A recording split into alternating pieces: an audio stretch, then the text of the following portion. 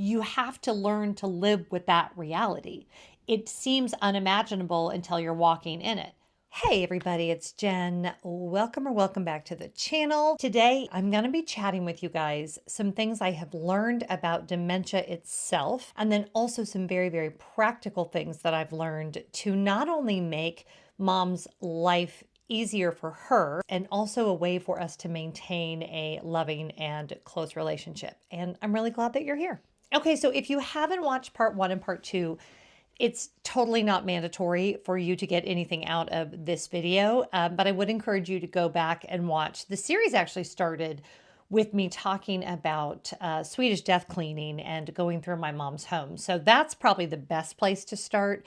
But I want to start with the really great news, which is that mom's house is almost empty. It is almost on the market. We actually think we already might have a buyer, and she is happily settled in her new assisted living. Not every day is happy, not every day is good, but it is a safe place. It is a place where she is getting the best possible care, and we are really feeling ourselves taking the biggest of deep breaths because this process has been excruciating. And you'll talk to people, and I'm sure people will comment on this video. There are varying degrees of what this can look like. It can be way worse than our experience. It can be way better than our experience.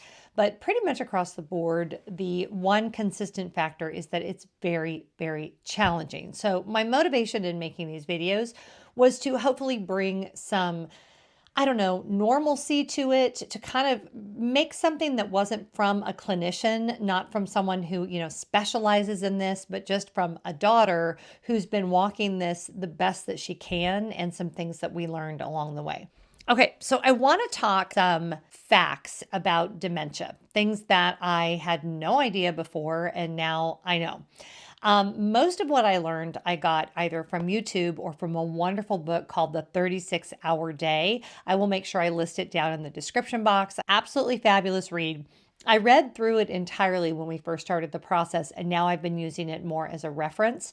So definitely understand, and I say this before every video, don't take like my word for gospel, especially when we get into the weeds with things like how to pay for it, Medicare, Medicaid, all of that.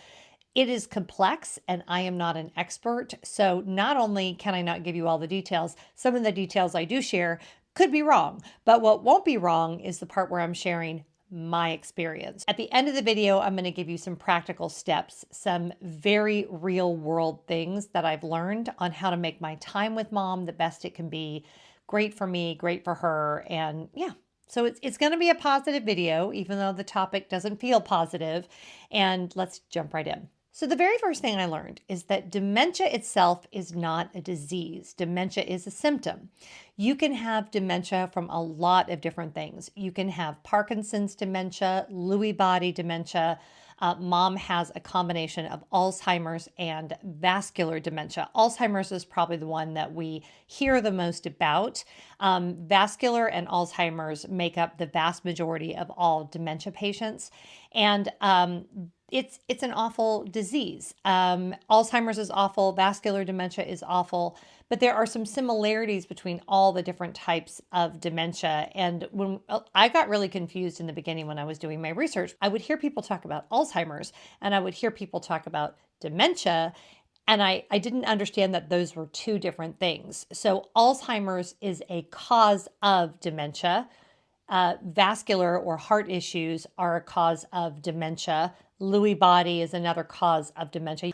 So when anybody talks about dementia, it's kind of this overarching thing, but there are a lot of similarities regardless of the disease that causes the dementia. So that was the first aha moment for me. The second thing is kind of how long should you expect your loved one to live? What we know for sure is that mom will die with dementia. We don't know if mom will die from dementia. And to be quite honest, my hope is kind of that she doesn't die from dementia. The late stages of dementia are very bad, and it's I'm not sure. I don't think the patients suffer, but it's very hard for the family. Odds are she will die from something else before she dies of dementia, but she absolutely will die with dementia. They have yet to find a cure for Alzheimer's or vascular dementia. Although we do hope that there will be a cure someday. Right now, this is something that mom will die with, so it is not a curable disease. There are some medications that have shown some promise. Most of the time, though, that only works if it's caught very, very early and if the patient is much younger when it happens. Mom wasn't diagnosed until she was 84, so there's really not a lot they could give her that doesn't come with some equally bad side effects. So yeah, there really is no treatment that is appropriate for her at this time. Having said that, I will say that getting her into the assisted living has been hugely beneficial to her, and we are seeing her symptoms not accelerate quite as quickly. Having her in a group environment, she's a very social person, and her Alzheimer's doctor told us that that would be the case, that she felt that with mom's personality, getting her into a group environment would be very, very positive for her and would slow the progression of the disease. And I can say categorically that we have seen that to be the case. So it's been very, very positive getting her into an assisted living facility that has trained people that know specifically what's going on with mom and how best to help her. Another thing that I learned is it is very unusual for someone with dementia to be able to be cared for at home. They usually do end up in some form of care facility. It is a 24/7 proposition, and it was not something that any of my siblings felt equipped to do, and something my mom did not want us to do. I have heard of many stories where family members give up their entire lives to care for their loved one with dementia. Even then, they usually require some kind of outside help to come in. It's extremely challenging. And if you have chosen to care for your loved one at home, that's an amazing choice. That is not a choice we were in a position to make. And we really do feel like mom is better off, as her doctors also feel she's better off in an environment where there are not only people that know how to care for her, but a community where she can really get the intellectual stimulation that she needs. She's thriving in assisted living, and we haven't seen her symptoms get tremendously better, but we also haven't seen them get like precipitously worse, which is what we were seeing when she was at home. So we do feel like moving her into assisted living has definitely slowed the progression of the disease. So that is a huge win. And then the last point I'll make in terms of the factual things that I've learned is that Medicare does not pay for dementia care. They do not pay for care homes. They do not care for assisted living facilities. They will pay for like rehab for short periods of time, like if there's a fall or something like that. But the regular day-to-day care for the treatment of dementia is not a covered expense under Medicare. Now, this is where I don't want to get into the weeds because it really varies on state, but Medicaid will pay for that, but you cannot have assets more than $2,000. And there's also this thing called the 5-year look back. So in case you thought, oh, well, we'll just get rid of all of our parents' assets and then they'll qualify for Medicaid. They look back 5 years and you can't have like liquidated an asset within 5 years. So we are selling her home now. Medicaid may be something she will qualify for down the road, but for right now, everything is self-pay. The only piece of her care that Medicare will cover, and she does have a very good supplemental policy, and this is true of both things, is healthcare that she gets there at the assisted living. So there's a doctor there that takes a look at her once a month. She does blood draws regularly. They'll take a urinalysis if she's starting to act more loopy than normal. Loopy wasn't a kind word. If she's acting more symptomatic than normal, they'll do a urinalysis, and that is covered by Medicare. Okay, so that's like the facts of what I have learned. The kind of more positive part of this video is how I have learned to love mom well in the midst of her diagnosis. So I would say the very first thing I had already mentioned in part 2, which is meet her in her reality. So I want to give you a real life example that just happened yesterday. Mom has been told that we have sold all of her things and that her home is on the market, but she doesn't know that we have sold all of her things and that her home is on the market. And that's because even though she's been told multiple times, she has no memory of being told that. So at the phase we're at now, we choose to just go with whatever she is saying. And if she asks very pointed questions, we try to answer them as best we can.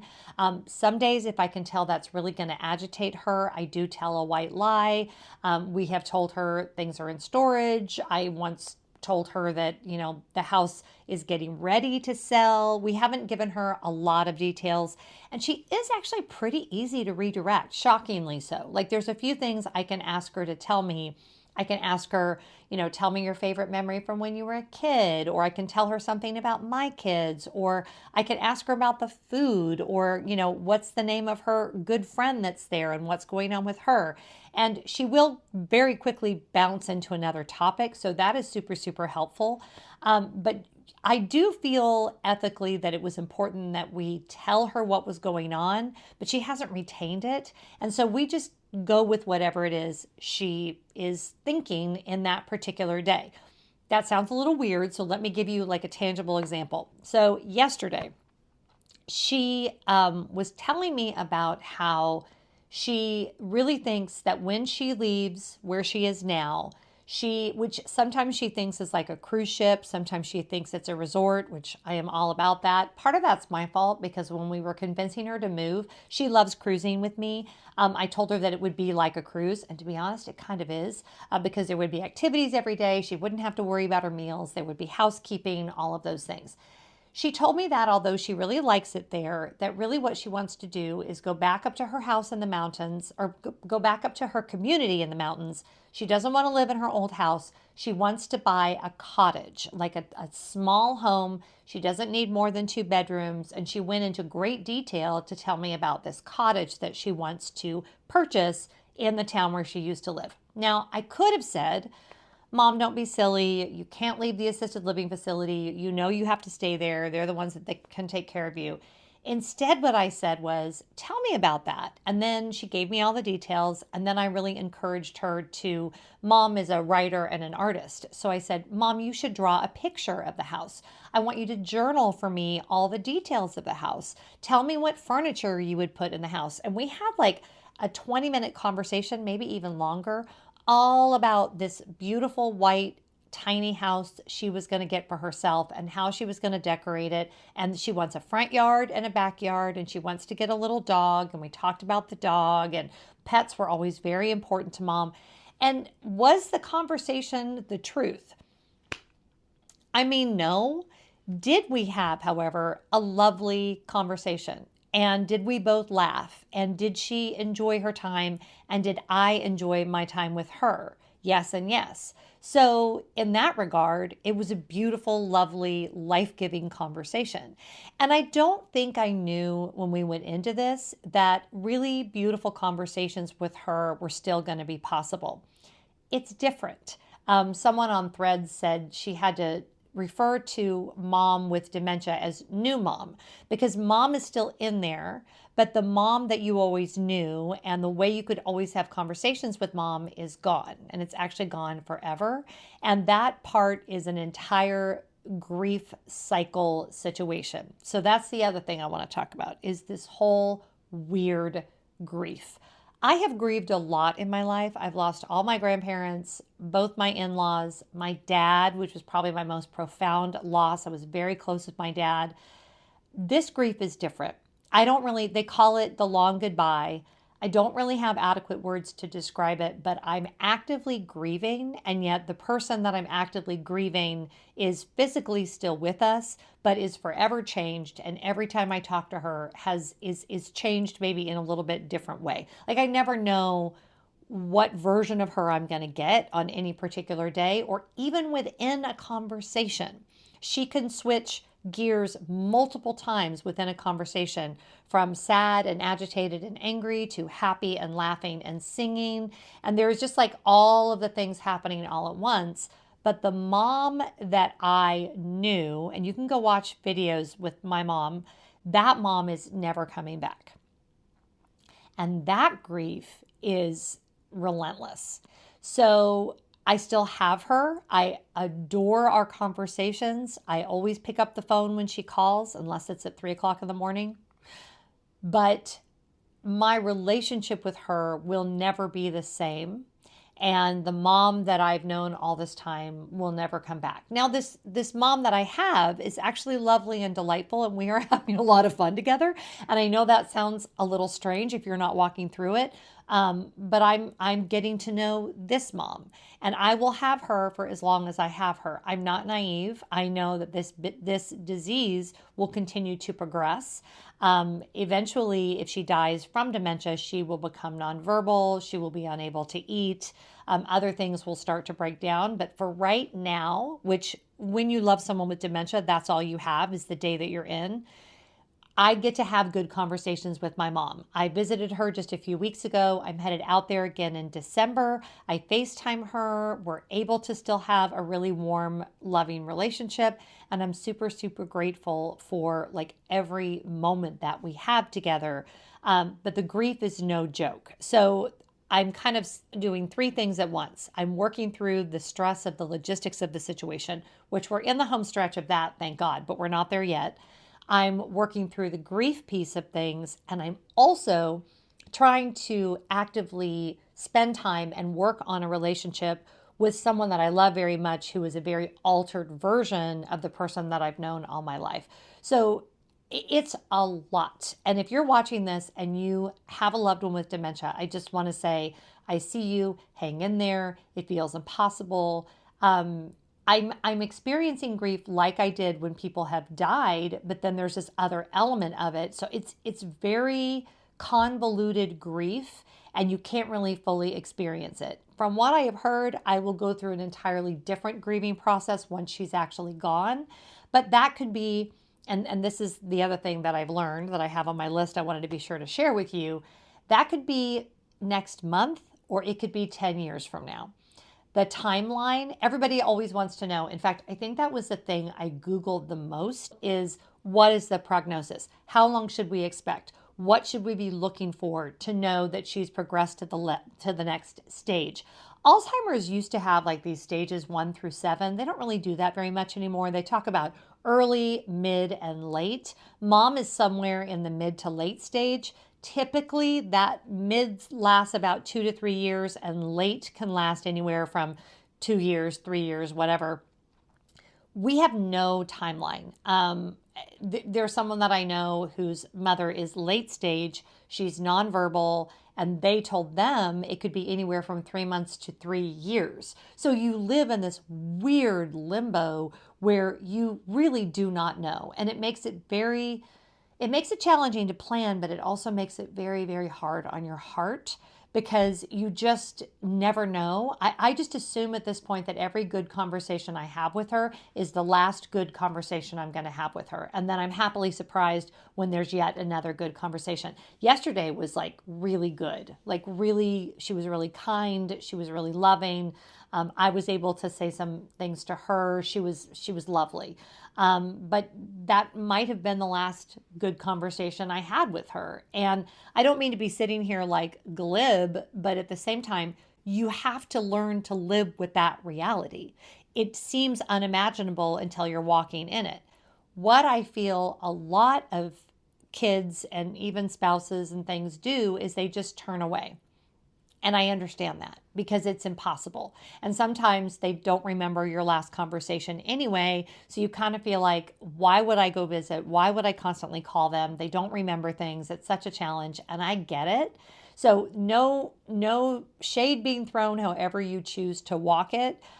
For me, continuing to have whatever kind of relationship I can have with mom is important to me. And I love talking to her. So I don't take it for granted. It's very challenging. Every time I hang up, I have this swirl of emotions. And this, long goodbye grief has just kind of saddled up next to me like my new best friend, and we just hang out. And some days are worse than others, but I want to be there for her as long as I can. And so that is what we are walking through. Practically too, and this is the last thing that I want to talk about in this video, the steps of selling the house and the estate sale and all of that. And the truth is, I kind of mentioned this in the last video, I could do a whole video just about this. There are really good estate sale companies that exist. You want to make sure you get references because there's also a lot of people that will rip you off. We've been pretty happy with the person that we used. She was able to really get some good buyers for a few things. A lot of things just don't sell. Like none of my mom's Madame Alexander dolls, the Hummels, any collectibles, none of that stuff went. But then other stuff we got really good money for. And now we're in the midst of getting the house like officially on the market and going through all of that. The logistics of that have been enormous. And the dealing through the stuff, if you want more on that, go watch my Swedish death cleaning video. Warning, I was very raw when I did that video. Now that we've walked through it, we started sorting through the things in the house and we had to move fast. Not everybody is in this situation, but for us, mom needs the equity from her house like 3 months ago. So we are having to move incredibly fast. So a lot of things that we would have liked to have had the time to sort through either ended up in a dumpster or were sold. And I'm not okay with it, but it is what is. I guess I should say I've come to peace with it. I was able to get a few paintings of my grandmother's, a few pictures of my mom's. There were a few precious things I was able to grab, but everything had to happen very, very fast. And they didn't even want us at the estate sale. Yesterday was actually the final day of the estate sale. And we're now in the process of getting the last of the things boxed up. But it's taken weeks for us to get to this point, and it will end up probably costing her estate money because I don't know that enough was generated from the sale to fully pay the services of the estate sale people. We don't have all the numbers on that yet.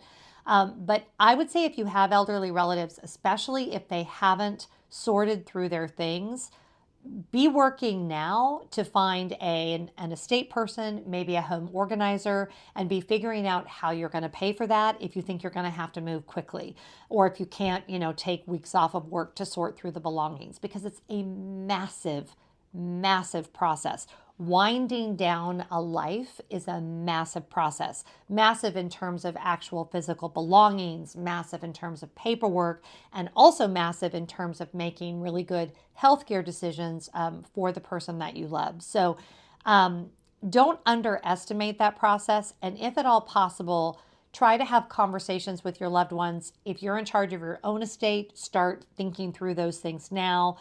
Scott and I, in fact, have an appointment with an estate lawyer in a couple weeks because we realized we have not done enough to have everything in order so that this will be as easy as possible for our kids. But we are starting to see light at the end of the tunnel. And I always think, and you hope it's not a train. I had an old boss that used to say that. I see the light at the end of the tunnel and I'm hoping it's not a train. But we are kind of almost through this chapter. And I will tell you, if you are just starting on this journey with a loved one, I hope this video is helpful. I hope this was encouraging. You are going to make it through. It may not feel like it right now. I know there are many times during this process, and there probably will be days again when I just can't see how it's all going to work out. But it is working out. It will work out. I have to speak that into being.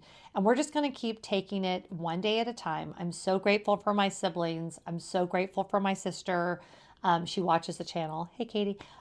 Because we've been able to process so much together as we've walked through this stuff from our childhood, stuff from our own lives. And she has just been amazing to have. And I'm very, very grateful. I know people walk through this without loving family around them. And so we really are blessed, but we're also sad and we're also frustrated.